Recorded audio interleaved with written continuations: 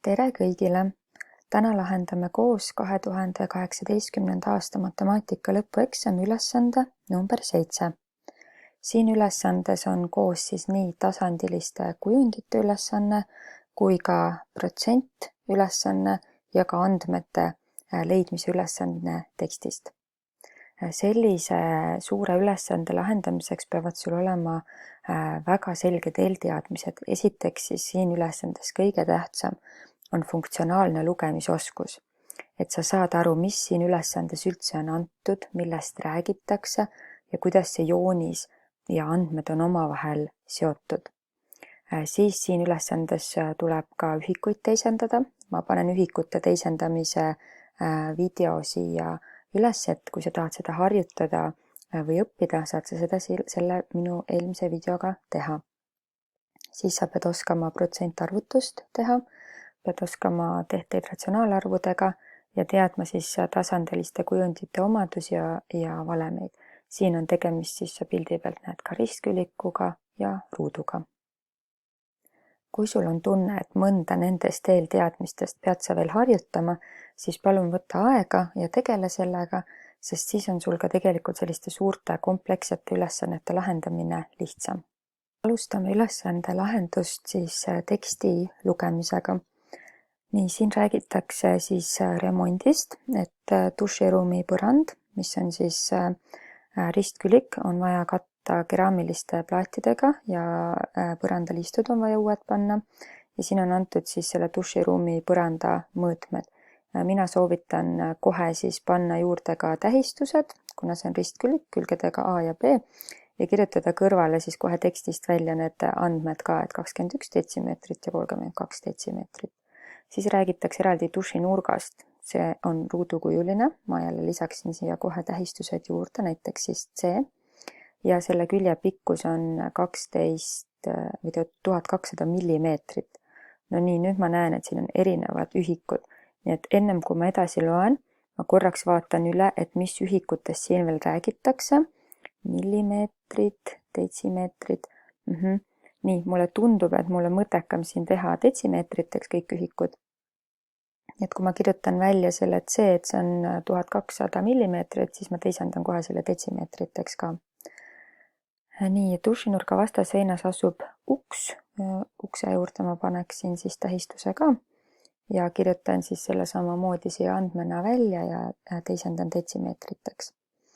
Nii, see on siis selline olukord, nagu selles ruumis on. Nüüd räägitakse, mida see Märt siis ostis. Ta ostis ristküliku kujulisi põrandaplaate. Nende mõõtmed on ka millimeetrites, aga kohe juba peast oskad detsimeetritesse öelda. 2 detsimeetrit ja 6 detsimeetrit on mõõtmed. Plaate müüdi pakikaupa, üks pakk on 9 plaati ja üks plaat on siis 1,8 eurot.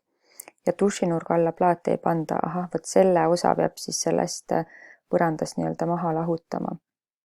Ja teiseks ta ostis siis põrandaliiste, mille pikkus on siin ka antud millimeetrites, detsimeetrites on see siis 15,7. Neid müüakse ühekaupa ja ühe hind on siis 7,48 eurot ja ukse avasse ei panda liistu ja dušinurga ümber ka ei panda liistu, nii et kui me arvutame ümbermõõtu liistude jaoks, siis kindlasti dušinurga ja selle ukse ava peame välja arvutama sellest. Nii, ja siis on eraldi küsimus, et esiteks mitu pakki siis plaate ja liiste peab ostma ja teiseks siis peab nende hinnad ka arvutama. Ja põrandaplaadid on siis alla hindlusega, nii et siin peab protsenti kasutama. Aga alustame siis selle põranda pindala arvutamisest ja mitte ainult siis kogu põranda pindala, vaid just plaaditav osa. Ehk see on siis see osa, mis on nii-öelda väljapool seda dušinurka. Ja selle leidmiseks meil tuleb siis ristküliku pindalast ehk kogu põrandast lahutada maha see ruudupindala. Ristküliku pindala valem on A korda B, kasutades meie andmeid saame, et see on 672 ruutdetsimeetrit. Ruudupindala on külgruudus ehk C ruudus, see on siis 144 ruutdetsimeetrit ja kui ma lahutan need, ma saan, et see plaaditav osa on siis 528 ruutdetsimeetrit.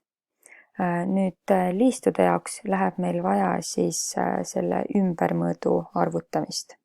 Ja tervest sellest ristküliku ümbermõõdust me peame maha lahutama siis selle dušinurga 2 külge ja ka selle ukse ava. Nii et ma kirjutasin avaldise siis kasutades neid samu tähiseid, mis siin joonisel on. Ja kui ma siit arvutan välja nüüd nende andmetega, mis on antud, siis ma saan, et liistudega kaetav osa pikkus on 74 detsimeetrit. Nüüd võtame ette siis esimese küsimuse, et mitu pakki on põrandaplaate vaja ja mitu põrandaliistu on tarvis. Põrandaplaatide kohta on siin siis selline info, et neid plaate müüakse siis pakkide kaupa, ühes pakis on 9 plaati. Aga kuna meil on põrandapindala ruutdetsimeetrites, siis mina arvutaksin esimeseks välja, et mitu ruutdetsimeetrit plaate on üldse ühes pakis. Ja selle jaoks ma võtan ühe plaadi mõõtmed, leian siis ühe plaadi pindala ja korrutan selle 9-ga. Ja ma teen seda detsimeetrites, nagu ma enne juba ütlesin, et üks plaat on 2 korda 6 ruutdetsimeetrit ehk siis 12 ruutdetsimeetrit ja korrutan selle 9-ga, sest et pakis on 9 plaati ja saan teada, et ühest pakist saab 108 ruutdetsimeetrit. Kuna minul on põrandapindala suurem, siis mul läheb vaja mitu pakki neid plaate, selleks ma jagan siis põrandapindala ühe paki pindalaga ja ümardatult saan, et on vaja 5 pakki. Nüüd liistude juurde minnes ma pean arvutama ka mitu liistu mul vaja läheb. Liiste müüakse ühe kaupa, ehk siin on arvutus palju lihtsam. Võtan lihtsalt selle liistudega kaetava osa pikkuse ja jagan selle ühe liistu pikkusega. Jällegi, eks ole, teen detsimeetriteks selle, et 15,7 ja mul läheb vaja ka siis 5 liistu. Nii et esimesele küsimusele saan ma ka juba vastuse kirjutada, et Märt ostis 5 pakki plaate ja 5 liistu. Järgmiseks lähme siis teise küsimuse juurde ja see on siis hindade kohta, et kui palju maksis kogu see materjal kokku. Hinnad on märgitud siis siin selles kohas ja plaatidega on nüüd nii, et üks plaat on 1,8 eurot ja ühes pakis on 9 plaati ja meil oli 5 pakki. Nii et kui ma panen küsimuse, et kui palju maksid plaadid, siis minu avaldis näeb välja selline, et 1,8 see on ühe plaadi hind korda 9, sest et 9 plaati on ühes pakis, nii et 1,8 korda 9 on ühe paki hind ja korrutan veel 5-ga, sest et mul on 5 pakki vaja ja saan, et see on 81 eurot. Nüüd aga on märgitud, et põrandaplaadid on allahindlusega. Nüüd seda allahindluse protsenti saab ka siin mitmet moodi arvutada, aga minul meeldib allahindlust arvutada nii, et kuna allahindlus tähendab, et ma pean lahutama maha 25%, siis ma lahutan tervikust ehk 100%, 25% jääb järgi 75% ehk siis 0,75 on siis osamäär 10 murruga ja nüüd ma lihtsalt selle esialgse hinna korrutan 0,75-ga ja saan, et plaatide eest tuleb maksta 60,75 eurot. Siinkohal saab protsenti teha, nagu ma mainisin, mitmel erineval viisil, aga see vastus tuleb igat viisi kasutades siis ikkagi sama. Liistude hinnaga on jällegi lihtsam. Võtame lihtsalt ühe liistu hind 7,48 eurot, korrutame liistude arvuga 5-ga ja saame 37,4 eurot. Ja kuna küsimus oli selles, et kui palju need kõik kokku maksid, siis ma lihtsalt liidan need 2 summat siin kokku ja saan, et kokku maksis kogu materjal 98 eurot ja 15 senti. Selline näeb välja siis sellise suure ülesande lahendus.